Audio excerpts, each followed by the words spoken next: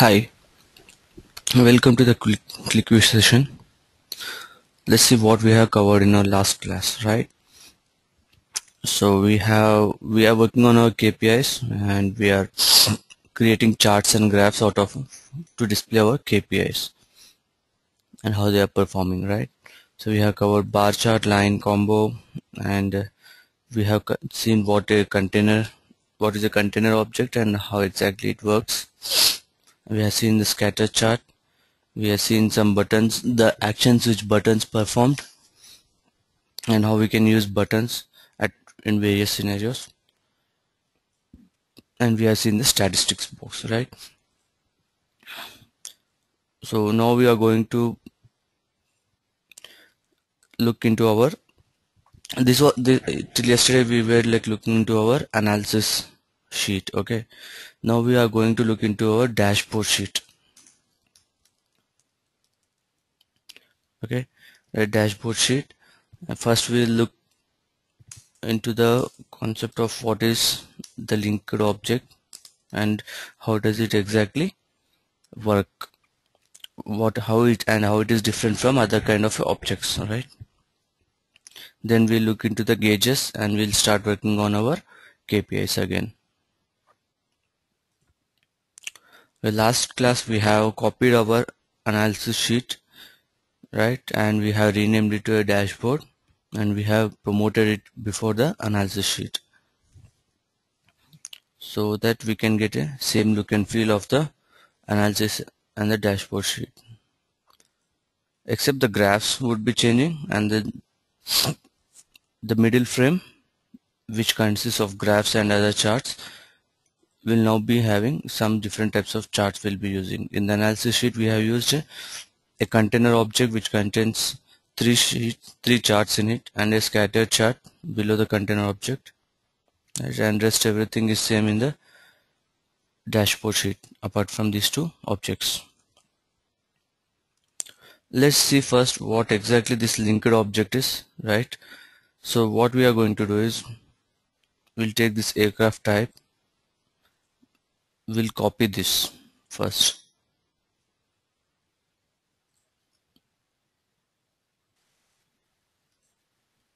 It's very simple. Just use your control key and select that list box and drag it to your right or left anywhere. It will just copy it. And see, again I will do it. I'll select the control key. Using the control key I just copied it. Remove it. See, it is just asking us, do you really want to delete this sheet object, right? So then when compared to the last class, what we have seen while deleting the objects available in the container, so it was asking us to delete this selected or delete all. That is kind of a linking it was created there. Okay, we'll try to create a linked object here as well. To create a linked object you have to use not only control shift and select this aircraft type list box, drag it to the right. Okay, we'll create one more linked object, right? Okay, now you see the first one is the copy and the second and the third are the linked objects. Let's see if this is really the linked object. Right, this is a linked object. So whatever changes we make in this linked, any one of the linked object, all the changes will be carried forwarded to all other objects wherever it is linked, wherever it is used. Okay,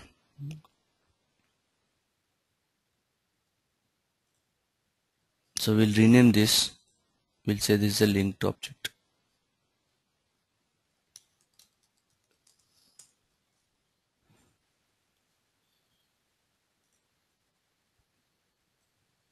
See here, once I change the name of this particular list box in this linked object, linked, and the same thing has been changed over here in this the main list box from where we have copied this, right?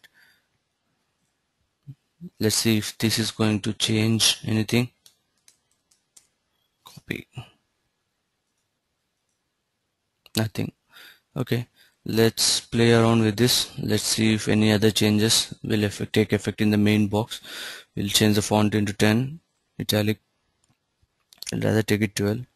Apply. Okay.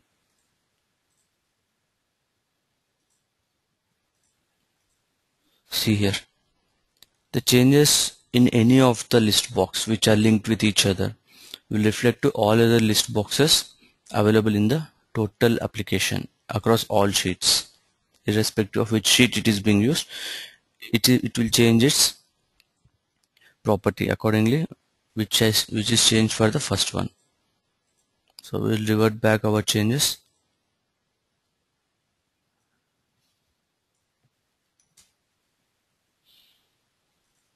Let's see, it goes back to its normal state. Right, this is how we can use linked objects in our dashboard, or else rather saying application, so that it is very easy for us to maintain all the objects.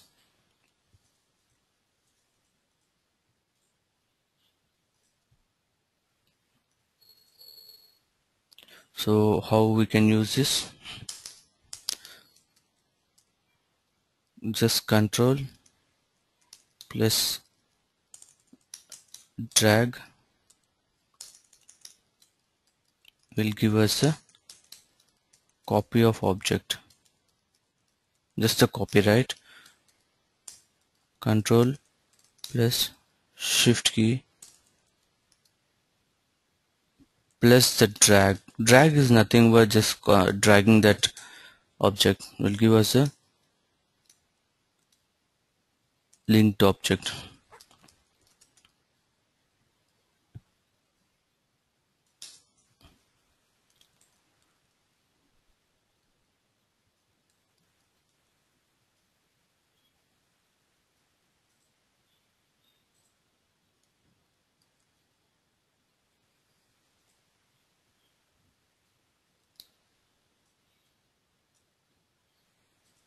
Now see, I have copied everything here via linked objects.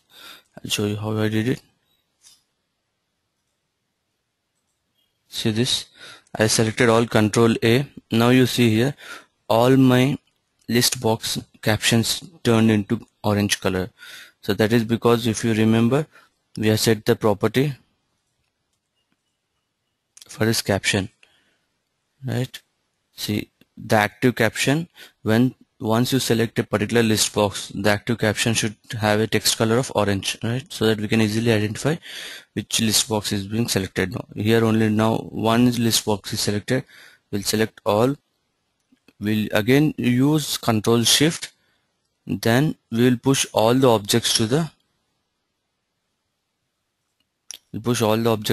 sheet 4. I have to format it, so little bit of formatting to this distance, right? It's fine. Control A, select all, Control Shift, and now you see the little down arrow means you are copying all your objects. See,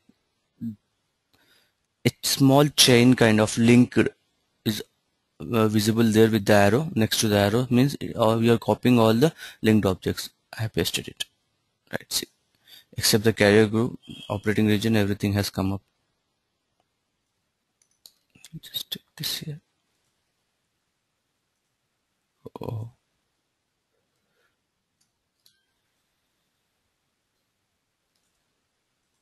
now it's there.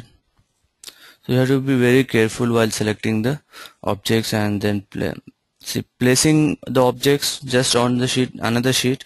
It will take care of its like how exactly it was placed in the earlier sheet from where you're copying from. So need not worry.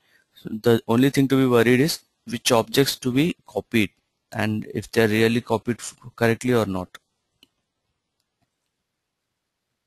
Right. What is the difference? Now we'll see. Let's promote this. Okay, now we'll see the difference in all these three sheets. See, it's all the same except for the graphs in the middle or in the middle frame would be different. That's it. all the objects onto your right, left and the upper frame are the same, right? This is how we use linked objects, so that instead of copying the sheet itself, we can use this linked object. Now the main purpose, instead of copying the sheet, here is I change something here in this carrier operating region list box. The same changes will affect here in the sheet 4 because the objects are now in a linked format. Let's see the font. I use 12 bold. Apply. Okay. See. Oh, I have copied the objects from the analysis, not the analysis dashboard. I'll revert back the changes.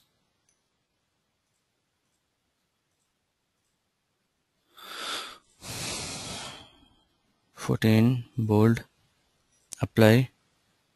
I see the changes right here. Now we'll quickly move on to the sheet 4. Right, see here. Because our objects were linked, so it is performing the same way as we have made the changes in the dashboard sheet.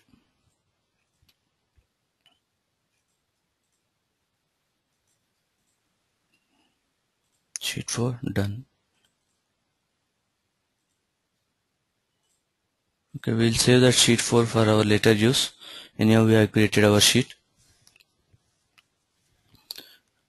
Okay, now we'll move on with our other objects or the charts. Right, we have seen how to create a linked object, and we have seen how to create all the objects in another sheet, how to copy them as a linked object. Okay,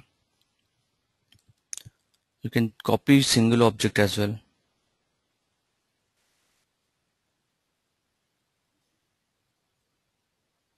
So you can unlink this object. If you don't want this object to be linked anywhere, you can unlink as well. Linked objects and then unlink. Okay, we'll quickly move on to our next topic of the gauges. So what is a KPI we are going to cover with our gauges? Gauge is another type of a chart which we are going to use now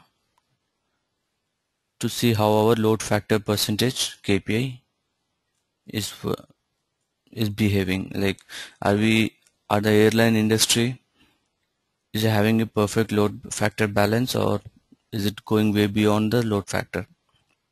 Then we'll be using our perform versus schedule flights.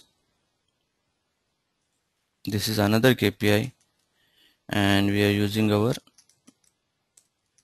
airtime percent KPI. So we are not included that. We'll include that also here. So we'll include it in the end.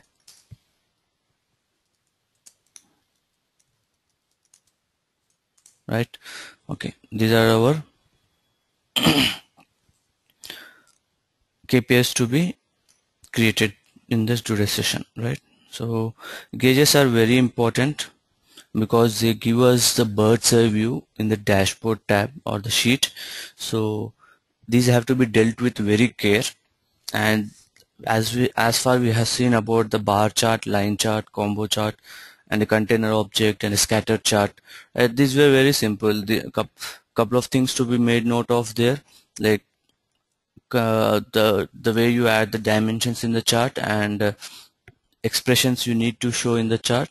If you are just wary of those things, that's it. Your charts are ready to be created. Once all are selected properly, your chart is there with all the correct rightful information pulled from your data mart. Alright, so the data model which you are loaded into the QlikView application. Right, so the gauges are not that easy, and I would rather say because they have to be dealt with care, very care, because the only reason is they give the KPI value, how exactly they are performing, a yes or no value kind of, or if they are really performing good, at what percentage they are performing good, or it will give the higher management a 1 point answer, like yes or no kind of, or like are we in profit or are we in loss, right? This kind of decisions, so that they can take the management decisions over there. So they need not dig into the If they really need to dig into the analysis of why they are not performing, they can get into the analysis sheet here, and they can see why the KPIs are not working fine. See load factor percentage. So we can see this is a drill down of the load factor percentage, where it was drilled down into the flight type. See domestic US carriers only was a major contributor here, and domestic foreign carriers is the least contributor of all. So we can select this, and only those carriers which are of domestic foreign carriers are selected here. See US flight type is domestic foreign carriers, and you can see which are them. For domestic foreign carriers, the flights, US origin flights which are flying outward US region, right? Foreign carriers. So what are the carriers they are like looking? These are the ones. So you need to understand why these are not performing well, or why they are least performed when compared to the others. So this is kind of analysis you can do on the KPIs. Okay, so quickly we'll start off. New sheet of object and a chart. Okay, this is a gauge chart. We'll select.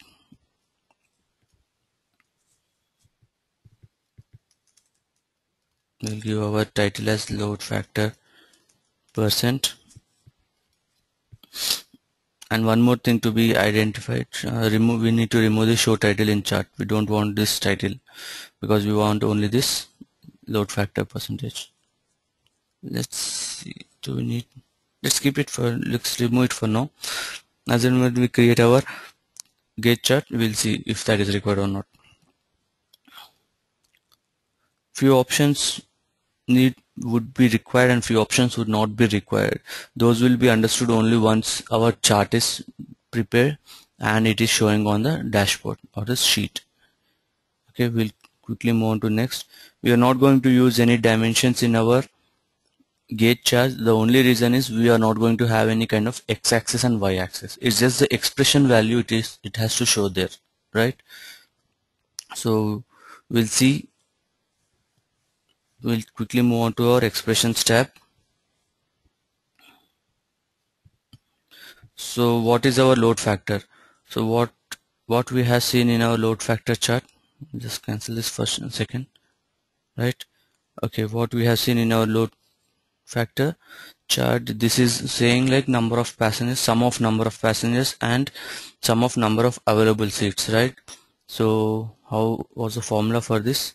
Let's see the expressions tab. This was a formula, right? So number of passengers divided by number of available seats. This was our formula there, which we have used in the chart. So we are going to use the same here as well.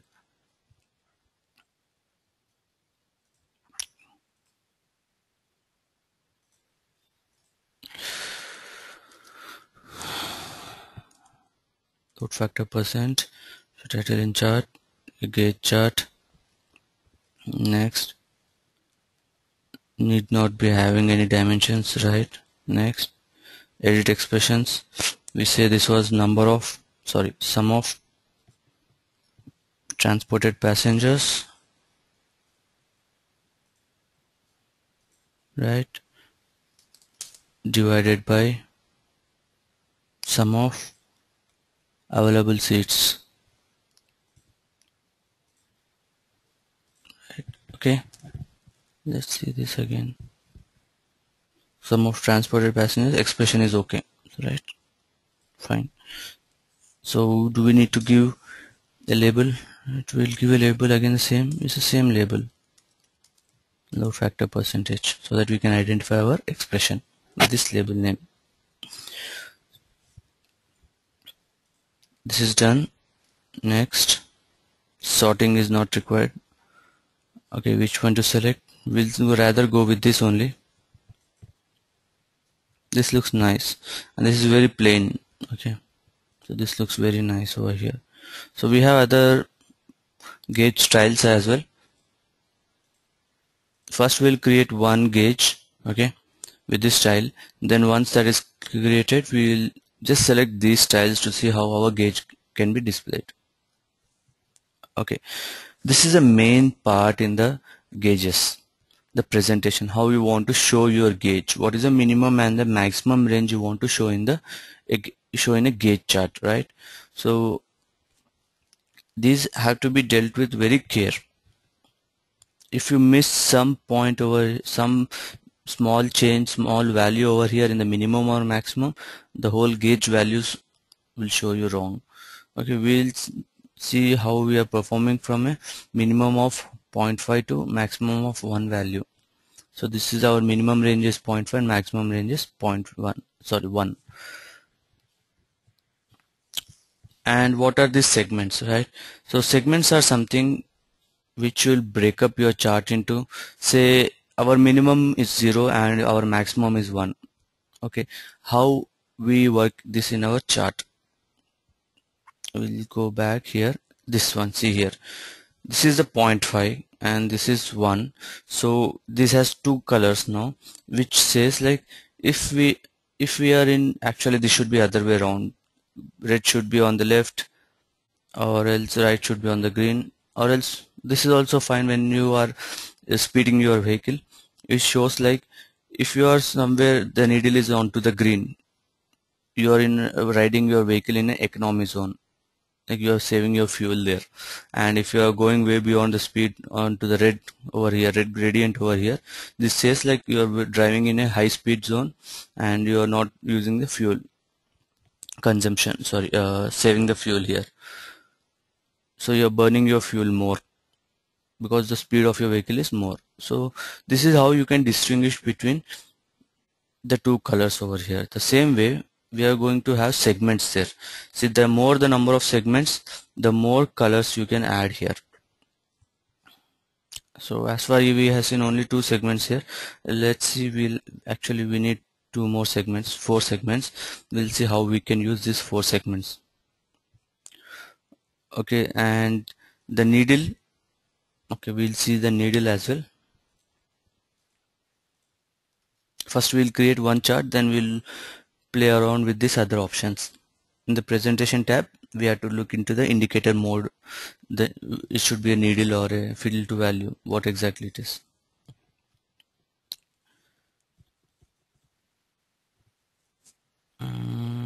Okay, we have to uncheck this auto width segments. We don't want all our segments like what we have seen.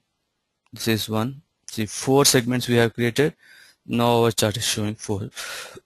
Sorry, our preview is showing us 4 segments. And auto width is the one which will, what it does is it will divide this whole gauge in 4 parts equally, of equal sizes, irrespective of the segment ranges we give over here. So what exactly we have to do every time is we have to deselect this auto width segments. So as and when you give the segment values, these colors will be changed, or it will create the segments as per the values, minimum and the maximum values in the segments. And you observe one more thing over here. When I select this, the lower bound is grayed out, and when I unselect this, you are free to change the value in the lower bound, right? So first we'll start ahead with the changes in the segment one, right? So the lower bound value should be 0.5 because our minimum value is 0.5. We can change it 0.5, and color we'll select here. We need a 2 color gradient. We'll see how exactly it displays in our chart. What is the use of a 2 color gradient once we have selected? Okay, and we'll select the base color as red. Okay, and we'll select the second color as orange. Okay, see, this is how our first segment will look like. And gradient style is vertical. See, this is a small change. You can see here itself the difference. Horizontal, the first base color is on the top and the second color is on the bottom. And vertical, the base color is onto your left and the second color is onto your right. See, red and orange, mixture of red and orange. Diagonal down, see these things. Why we are using vertical is we want to show this in a gauge chart. So we'll see how exactly it is going to work. See here, this has changed to red. Okay, once we select all these segments, we'll see how exactly it works. Is it fine? Red and orange. Okay, segment 2, the lower bound value is 0.625. We'll select, because we have 4 segments ranging from 0.5 to 1, so we have to split them equally in 4 segments. So 0.125 is the uh, equivalent of first 1 segment. Okay, we'll select the color for it. You can create only 3 segments as well if you want to. If you want, you can create 4 segments. It's all up to us. So the lower segment which we are, okay, the base color or the second color which we have used for the segment 1 will be the base color for the segment 2. So we have used this, okay, orange and 2 color gradient. We don't want it black. We'll take it as a light green. Okay, we want it in a vertical. Segment 3. See, we observe only one thing over here. We don't have the upper bound. We just have the lower bound of this one. Because as and when we create segments, right? See, when you create the segment 1, it will take the lower bound from 0.5 to 1. But as and when you go on to segment 2, the lower bound has been created for segment 2, which means this is the upper bound for the segment 1. So same way, the segment 3 lower bound is the upper bound for the segment 2. So we have to change our, what should it be, 0.625. So increment by 0.125, it will be 0.75. Alright, and we will have to select our colors, 2 color gradient. So what was it we have selected in the last? It was,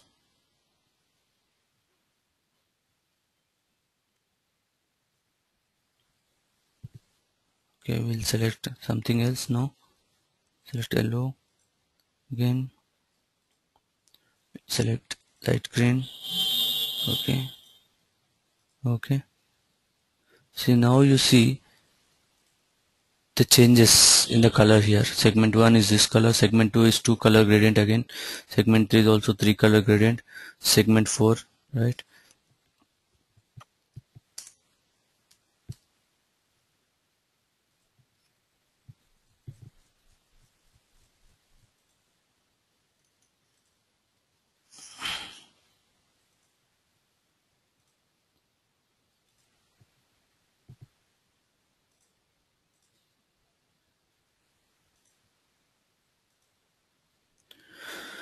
Okay, then what we'll do is we'll just finish this and we'll see our chart for once how it is created, right?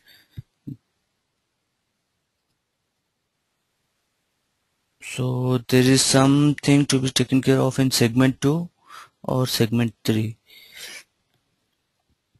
So this is segment 2 here. Segment 1 is going from red to orange, right? So we have to take this into orange to yellow, right, and yellow to light green. So this should be orange to yellow. So I'll place it here. So second segment should be from orange, light orange, sorry, orange to yellow.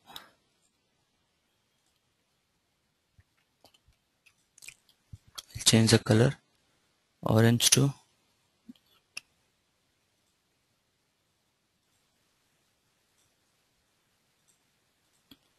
right, now this is fine.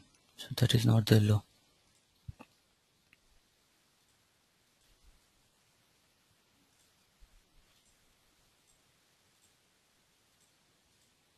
Right, now this is fine. The main thing over here to be observed is these colors. Sometimes client wants these colors to be having the color code of their company logo. sometimes, not at times, all times, sometimes. So in any chart, if you want the color coding of the client, what the client uses in their company logos, what you can do is, right, you can give your red, green and blue values here, and it will change the color accordingly. See, I select 255, 255 and 255 here. See, it gives me white over here, right? And if I select 000 or 255, 0 and 0, so it gives me color or solid color is red here. You can see the change. So you can always add company colors as well to the charts or the graphs once the client provides you with the color gradient combination number, red, blue and green, RGB, red, green and blue colors. Okay, now we have one second. Now we have created our gauge chart. Now it's look good, and we need many changes, some more changes here, so that we need to identify what these values are, right? Some needle points, small needle points. Okay, now we'll see this indicator. We were showing the show needle. We'll see what is fill to value. Apply. So our needle was still here, it was indicating till here. So fill to value, it will only fill to here, saying like the load factor percentage is till here. Needle and fill to value, it gives us both, so it is achieved till here. No indicator, so we'll give always show needle, apply, and thin stick. You see it changes. So we'll keep this for now default, and this looks good as well. Show needle and then the speedometer style.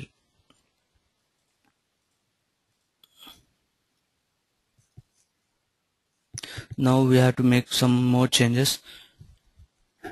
Okay, show scale, right? This is a scale for showing all, and it is showing 6 major units now.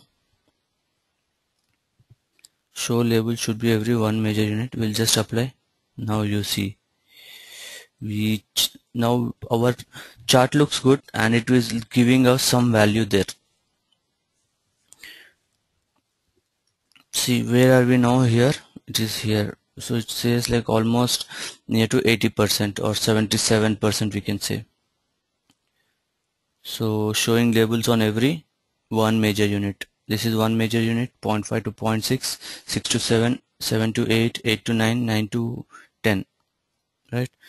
Because our minimum was 0.5 and maximum was 1, so it has split this into 5 segments here, 5 units, and it is showing the label on every unit.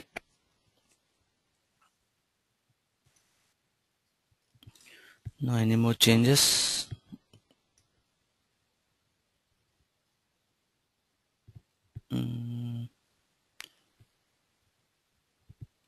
We'll see what these changes. Okay, now you see height segment boundaries, right? We'll see now. You just see the chart how exactly it behaves when I use the height segment boundaries. Yes, the segment boundaries are now gone. Now you see the thin line over here. This is a segment boundary. It is not that visible here, but when you wish to see it, see these are the lines, segments. First segment, second segment, third segment and the fourth segment, and these are the boundary lines. So we'll remove this so that you can give a good, nice and good look and feel to our chart here. Okay, now we'll quickly move on to our number tab. How we want to show these numbers, right? We want to show them in a integer and show in percent. Let's see, right? Now it is carrying the percentage tag with him, and it is not 0.5 or 0.6. Now it is 50% to 100% because we are showing it in a integer. If we want to show it in a expression default, that will always be again the value which we are given there, 0.5, 0.6. So in this case we can't use the show in percent. So